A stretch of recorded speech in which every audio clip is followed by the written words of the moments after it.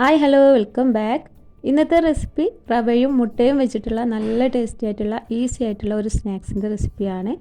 കുട്ടികൾക്കൊക്കെ ഇഷ്ടപ്പെടുന്ന ഒരു സ്നാക്സിൻ്റെ റെസിപ്പി കൂടിയാണ്. അപ്പോൾ ഇതെങ്ങനെ ഉണ്ടാക്കിയെടുക്കുന്നത് നോക്കാം. അതിന് മുന്നേ തന്നെ ചാനൽ സബ്സ്ക്രൈബ് ചെയ്യാതെ വീഡിയോ കാണുന്നവരുണ്ടെങ്കിൽ ഒന്ന് സബ്സ്ക്രൈബ് ചെയ്ത് സപ്പോർട്ട് ചെയ്യാൻ മറക്കരുത്. അപ്പോൾ നമുക്ക് വീഡിയോയിലേക്ക് പോകാം. ആദ്യം തന്നെ ഞാനൊരു പാത്രം എടുത്തു വെച്ചിട്ടുണ്ട്. അതിലേക്ക് ഒരു കോഴിമുട്ട പൊട്ടിച്ച് ഒഴിച്ചു കൊടുക്കുന്നുണ്ട്. എന്നിട്ട് അതിലേക്ക് ആവശ്യത്തിനുള്ള പഞ്ചസാരയും കൂടി ചേർത്ത് കൊടുക്കുന്നുണ്ട്. ഞാനിവിടെ 3 ടേബിൾ സ്പൂൺ പഞ്ചസാരയാണ് ചേർത്ത് കൊടുത്തിട്ടുള്ളത്. ഇനി ഇത് രണ്ടും കൂടി ഒരു വിസ്ക് വെച്ചിട്ടോ സ്പൂൺ വെച്ചിട്ടോ നന്നായിട്ടൊന്ന് മിക്സ് ചെയ്ത് ആക്കിയെടുക്കുക. ഈ പഞ്ചസാരക്ക് പകരം പഞ്ചസാര പൊടിച്ചതും ചേർത്ത് കൊടുത്താലും കുഴപ്പമില്ല. അപ്പോൾ എല്ലാം കൂടി നല്ലോണം ഒന്ന് മിക്സാക്കി കൊടുക്കുന്നുണ്ട്. അപ്പോൾ നല്ല രീതിയിൽ ഞാൻ മിക്സാക്കി കൊടുത്തിട്ടുണ്ട്. ഇനി ഇതിലേക്ക് ഒരു 1/4 ടീസ്പൂണോളം ഏലക്കാപ്പൊടി ചേർത്ത് കൊടുക്കുന്നുണ്ട്. അതേപോലെ തന്നെ ഒരു നുള്ളു ഉപ്പും കൂടി ചേർത്ത് കൊടുക്കുന്നുണ്ട്. ഇനി ഇതും കൂടി ഒന്ന് മിക്സാക്കി കൊടുക്കുക.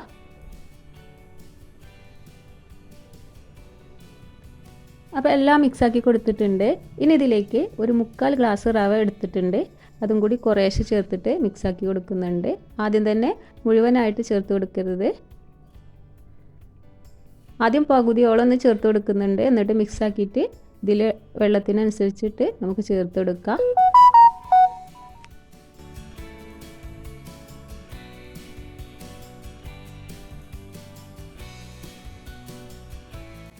അപ്പോൾ ബാക്കിയുള്ളതും കൂടി ഇതിലേക്ക് ചേർത്ത് കൊടുത്തിട്ട് നന്നായിട്ട് മിക്സ് ആക്കി കൊടുക്കുന്നുണ്ട്.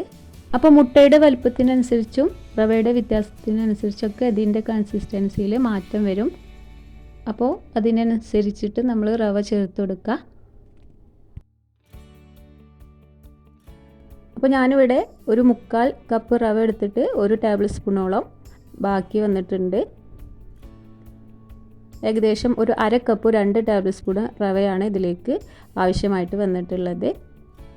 അതേപോലെ തന്നെ ഇതിന് മെയിനായിട്ടുള്ള കാര്യം ഇതിൻ്റെ മാവ് അധികം ലൂസാവാനും പാടില്ല, എന്നാൽ വല്ലാതെ അങ്ങോട്ട് കട്ടിയാവാനും പാടില്ല.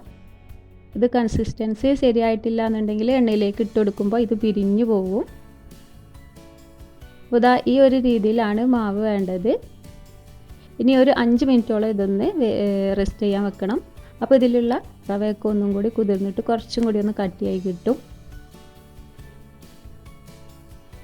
അപ്പോൾ ഇത് 5 മിനിറ്റ് കഴിഞ്ഞിട്ടുണ്ട്. ഇപ്പോൾ ഒന്നും കൂടി മാവൊന്ന് കട്ടിയായി വന്നിട്ടുണ്ട്. ഇനി ഇത് നമുക്ക് ചുട്ടെടുക്കാം.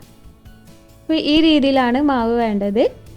അപ്പോൾ ഇതിൻ്റെ മാവിൻ്റെ പാകം ശരിയായിട്ടില്ലെങ്കിൽ ഇത് എണ്ണയിലേക്ക് ഇട്ട് പോകുമ്പോൾ പിരിഞ്ഞു പോകും. അങ്ങനെ വന്നാൽ ഒരു 2 ടേബിൾ സ്പൂണോളം പാൽപ്പൊടി ചേർത്തിട്ട് ഇതൊന്ന് മാവൊന്ന് ശരിയാക്കി കൊടുത്താൽ മതി. അപ്പോൾ ഇനി ഇത് നമുക്ക് ചുട്ടെടുക്കുക. അതിന് വേണ്ടിയിട്ട് ഞാനൊരു ചീനച്ചട്ടി എടുത്തിട്ട് ചൂടാക്കി എടുത്തിട്ടുണ്ട്. ഇനി അതിലേക്ക് ആവശ്യമായിട്ടുള്ള ഓയിൽ ഒഴിച്ച് കൊടുക്കുക. അപ്പോൾ ഓയിൽ നല്ലോണം ചൂടായതിന് ശേഷം മാത്രം ഇത് ചുട്ടെടുക്കുക. ഓയിൽ നല്ലോണം ചൂടായതിന് ശേഷം പിന്നീട് ലോ ഫ്ലെയിമിൽ വെച്ചിട്ടാണ് ഇത് ചുട്ടെടുക്കേണ്ടത്. അപ്പോൾ ഇതിലേക്ക് നമുക്ക് സ്പൂൺ വെച്ചിട്ടോ അതല്ലെങ്കിൽ കൈ വെച്ചിട്ട് മാവ് ഓരോന്ന് നുള്ളിയിട്ട് കൊടുത്തിട്ട് ഇത് ഫ്രൈ ചെയ്തെടുക്കുക. ആദ്യം തന്നെ ഞാൻ സ്പൂൺ വെച്ചിട്ട് ചെയ്തെടുത്തപ്പോൾ അതൊരു ഷേപ്പില്ലാത്ത രീതിയിൽ വന്നു. അപ്പോൾ ഞാൻ പിന്നീട് കൈ ഉപയോഗിച്ചിട്ട് ഇത് ഓരോന്ന് നുള്ളിയിട്ട് കൊടുത്തിട്ട് ഫ്രൈ ചെയ്തെടുക്കുകയാണ് ചെയ്തത്. അപ്പോൾ ഇതാ ഒരു ഭാഗം ഗോൾഡൻ കളറാവുമ്പോൾ നമുക്ക് തിരിച്ചിട്ട് കൊടുക്കാം. അതേപോലെ തന്നെ ഇതിൽ മെയിനായിട്ടുള്ള കാര്യം നമ്മൾ ഹൈ ഫ്ലെയിമിൽ വെച്ചിട്ട് ഓയിൽ ചൂടാക്കിയതിന് ശേഷം ഓയിൽ നല്ലോണം ചൂടായതിന് ശേഷം പിന്നീട് ഏറ്റവും കുറഞ്ഞ തീയിലിട്ടിട്ടാണ് ഇത് നമ്മൾ ഫ്രൈ ചെയ്തെടുക്കേണ്ടത്. അതല്ലാന്നുണ്ടെങ്കിൽ ഇത് പുറം ഭാഗം കരിഞ്ഞു പോകും, പെട്ടെന്ന് തന്നെ കരിഞ്ഞു പോകും. അതുകൊണ്ട് ഏറ്റവും ലോ ഫ്ലെയിമിൽ വെച്ചിട്ടാണ് ഇത് നമ്മൾ വേവിച്ചെടുക്കേണ്ടത്.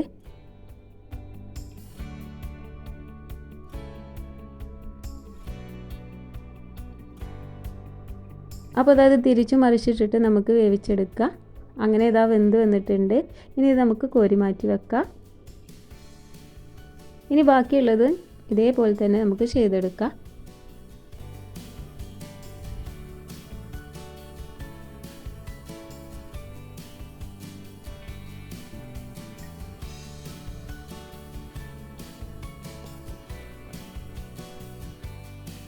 പെട്ടെന്ന് തന്നെ ഒരു ചായക്കടി വേണമെന്ന് തോന്നുമ്പോൾ നമുക്ക് ഈസി ആയിട്ട് ചെയ്തെടുക്കാൻ പറ്റുന്ന ഒരു സ്നാക്സിൻ്റെ റെസിപ്പിയാണിത്. കുട്ടികൾക്കൊക്കെ ഇഷ്ടപ്പെടുന്ന ഒരു സ്നാക്സാണ്.